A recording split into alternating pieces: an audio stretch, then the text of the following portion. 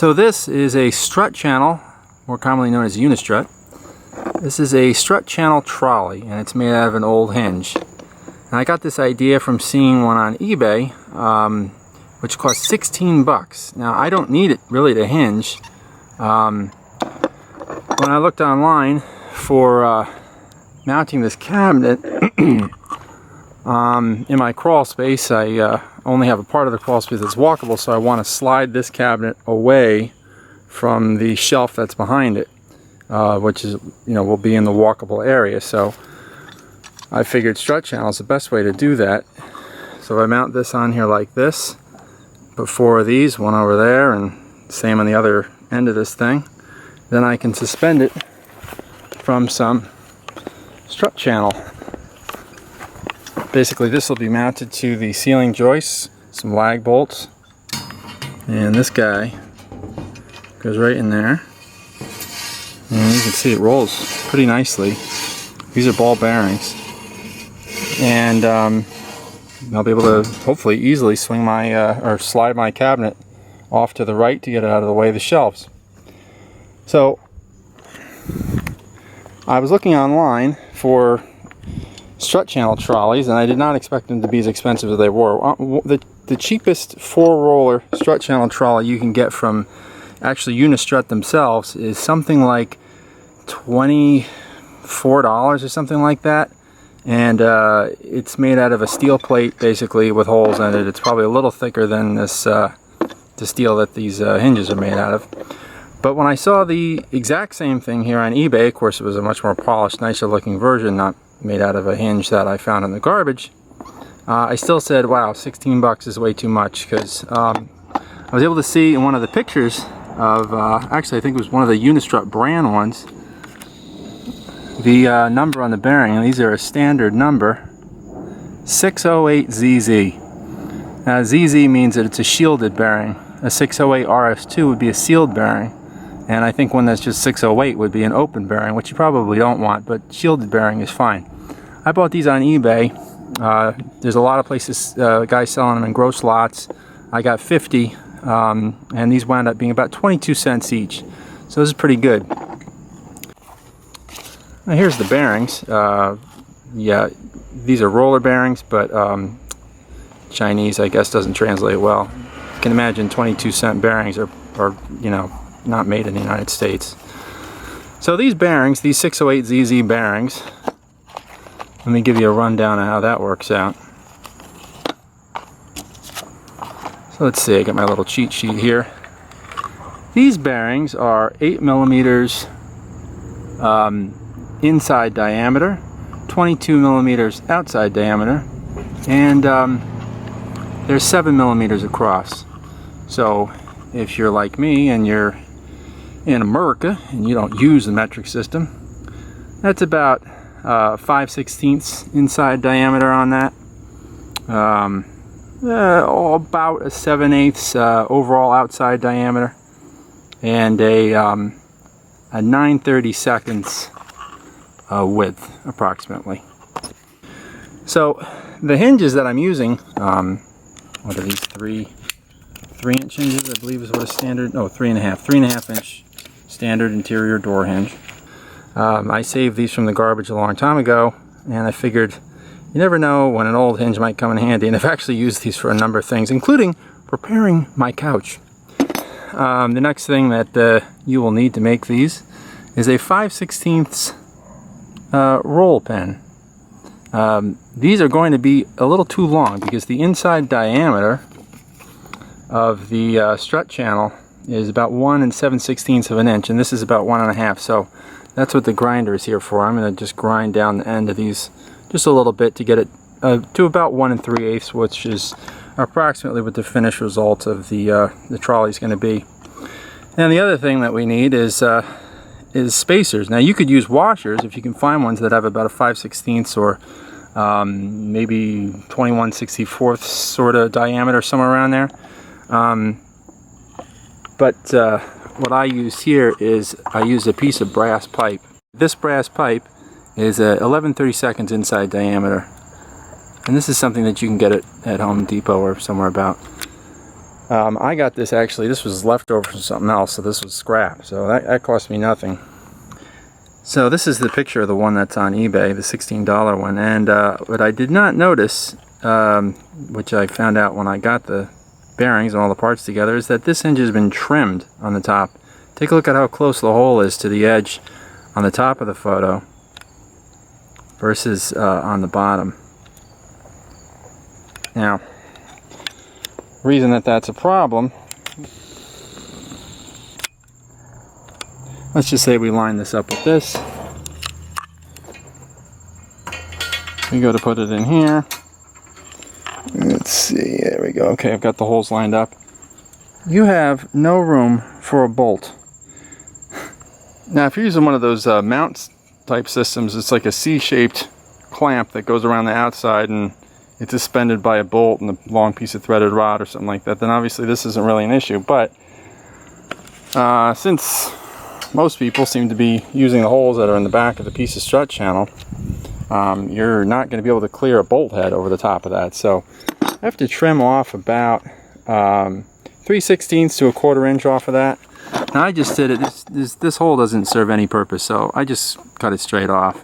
Basically I drew a line where the top of the bearing touched the hinge, and I just cut it straight off there.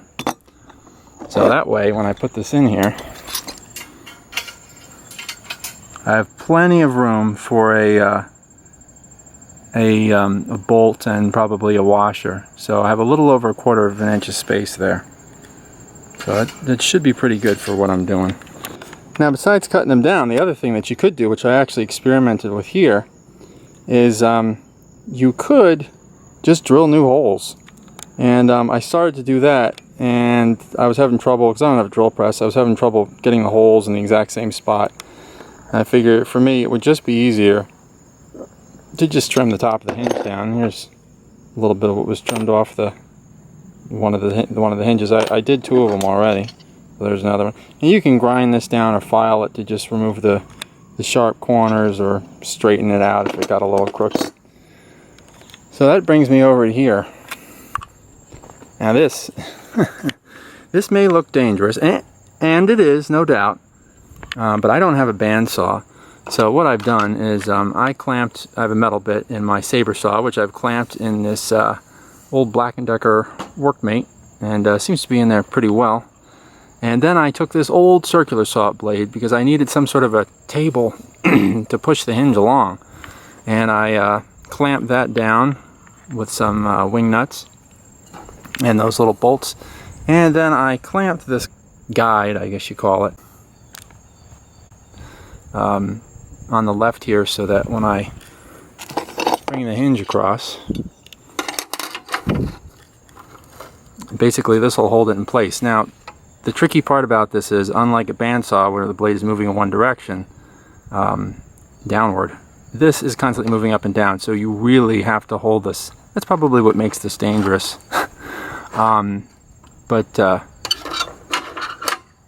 Well, it's a calculated risk.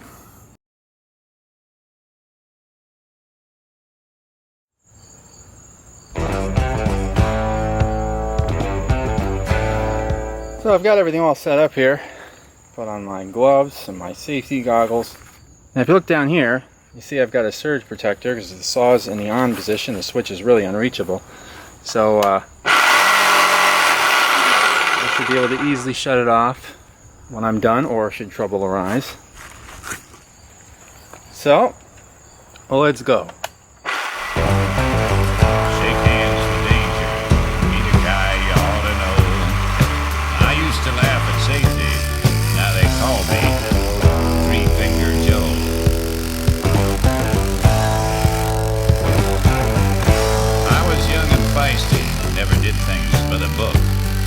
Just let me get my toolbox, and I'll take myself a look. I climbed up on the dozer with my mechanic's pride. Said, you can keep it running, friend, while I poke around inside. Shake hands with danger, meet a guy you ought to know. I used to laugh at safety, now they call me Three-Finger Joe.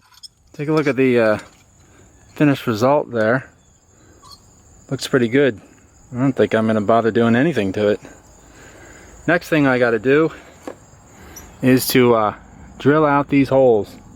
Now that 5/16 roll pin needs to pass through there. These holes are too small. So what I'm going to be using actually is one step up from 5/16, which is, at least in my set, is 21/64. A little oil on the drill bit.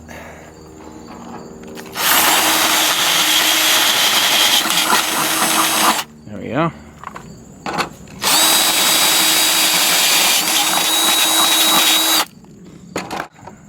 And now let's move on to shortening that roll pin down just a little bit.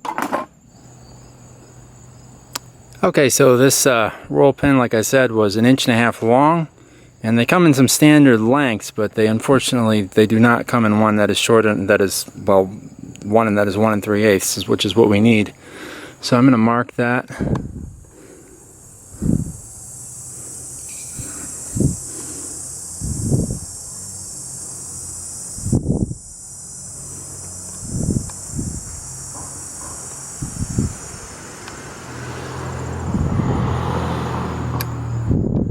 Alright, that should be good enough. And now, time to grind it away. Though I learned a lesson, I forgot it soon enough. The nicks and burns and scratches showed the young ones I was tough. Till another morning, I was grinding on some steel. My other hand got careless and bent my skin into the wheel. Shake hands with danger, step right up and say hello. Grinding wheels and metal are what made me Three-Finger Joe. Now once you got it down to the length that you want it, 1 3/8, which I do now, you're going to want to put a little bevel on the, see how this end has a bevel on it? You want to do the same to the end that you ground, otherwise you're never going to be able to get that into the end of the bearing. So I'm basically just going to make kind of a taper, bevel, whatever you want to call it. Just round that edge off, basically. I've watched them courting trouble, seen them take a chance and lose. They get careless for a moment, spend a lifetime with the blues. Shake hands with danger. Shake hands with danger. Yeah, that should do it. There you go. Looks about as good as the other side. Okay, now we're ready to cut the bushings from that piece of brass pipe over there. And for that, I'm just going to be using a pipe cutter. So each of these bushings needs to be about 3/8 in thickness. In my case, with the hinges I'm using. So I get an overall about 1 3/8 length for this whole thing. So I'll make a mark there. It's okay if you go a little over 3/8 of an inch, because you can always just file it or grind it down. And once you made it too short, obviously you're kind of screwed. Take my old pipe cutter here. Lined up with that mark I made.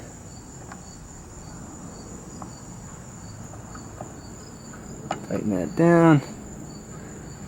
There we go, and this is the same operation as you'd use to cut this pipe if it was for plumbing, so nothing special here. Now I did try cutting this with a saw, but for me I can't cut it accurately, so I don't have the greatest tools around here. There we go. Alright, let's take a look at that. That looks pretty good. Let's check the length on that.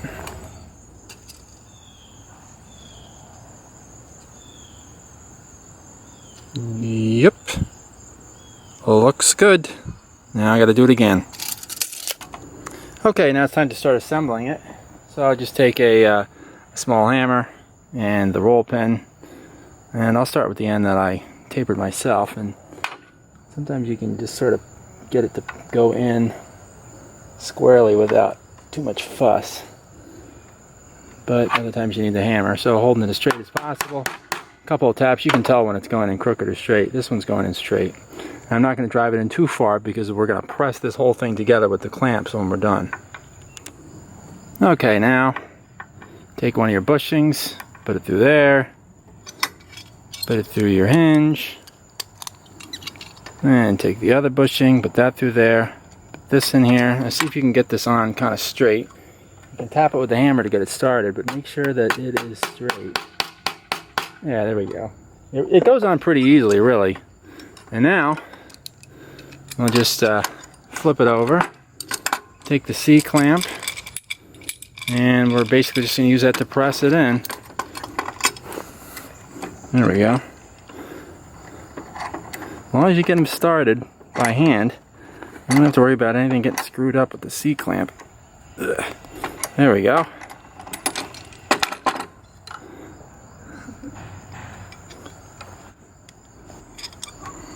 Okay, just finishing up number 2. There we go.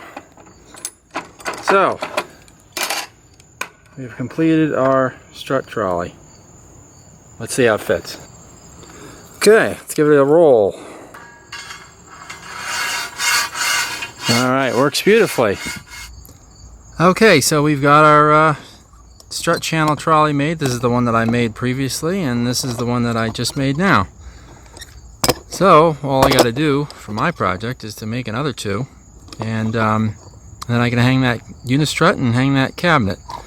So, it took a little bit of work, but it certainly cost a lot less than $16, and having to do that 4 times was an expense that I wasn't going to spend. The strut channel itself is enough money. That was like $22 or something.